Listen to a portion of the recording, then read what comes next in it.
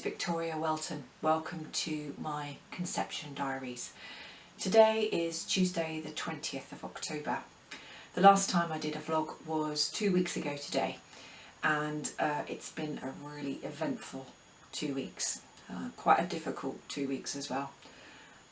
On Friday, it would be the 9th of October, I wrote a blog post about a situation I had with a woman who was supposed to help me with my fertility around this time last year. It was last November.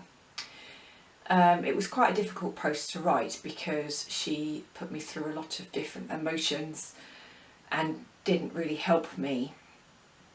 There's been an awful lot of comments on the post, very supportive, and it was quite hard to be honest, but at the same time I knew I had to be. She pushed and pushed me for a review, and I just had to speak the truth.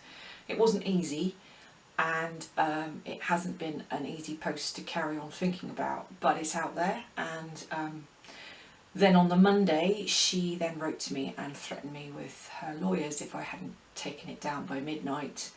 I took a lot of advice and made sure that I hadn't done anything wrong, which I believe I haven't. And so I asked her to point out any factual inaccuracies, and then she said she was instructing her lawyers. So far I haven't heard anything. Like I say, that was just over 2 weeks ago. No, sorry, a week and a half ago. So yeah, that was the first thing. Then I decided not to go for the high Cosi appointment.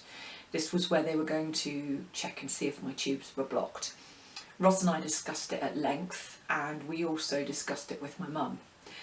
And we believed that there would not really be any difference in the outcome of anything if we'd found out that I did have that problem. The reason being is that if my tubes were blocked, then I would have to go and have IVF.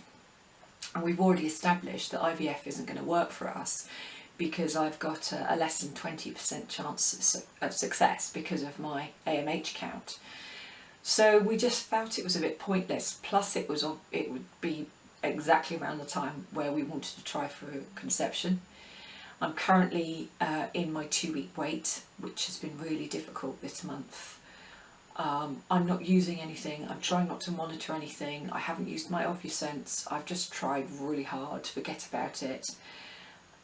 And try not to worry about it or obsess with it, and Ross and I have just sort of carried on as normal. We've tried not to discuss it too often. We've also tried not to discuss when we might test for pregnancy and all this sort of thing. So it's been tricky. And then a couple of quite high profile bloggers, or very high profile bloggers, have announced their pregnancy this last week or so, and again I found that really hard. There's another blogger who's in a very similar position to me, and she and I are very supportive of each other. In fact, there's a couple of bloggers who are in a similar position to me, and they're both very supportive, and I obviously am towards them as well.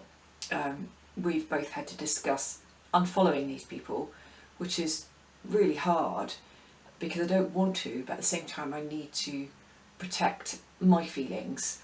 And that's really what matters at the moment.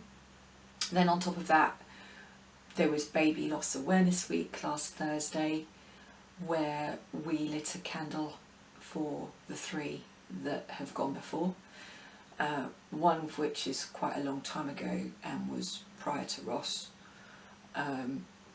which I won't really speak about right now. I will at some point, I think.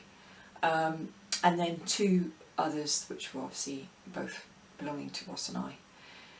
So yeah, that was hard. And then to top it all, last night we watched a Grey's Anatomy episode where April and Jackson, if you are familiar with Grey's Anatomy, you'll know who I'm talking about, had to give birth to their baby early because of a very rare condition where the baby's bones were so brittle that they would break inside her womb, and he'd have a very serious condition. So everybody was lighting candles on the programme, and I cried and cried and cried. It wasn't an easy one to watch, but I think it was important because Ross and I watched it together and we both had a bit of a cry afterwards.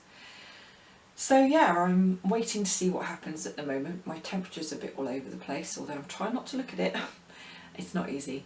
And then sort of around this time next week, I'll know where I am. So yeah, I think that's it for now. Thank you again for listening. And I'll catch up with you soon. Take care.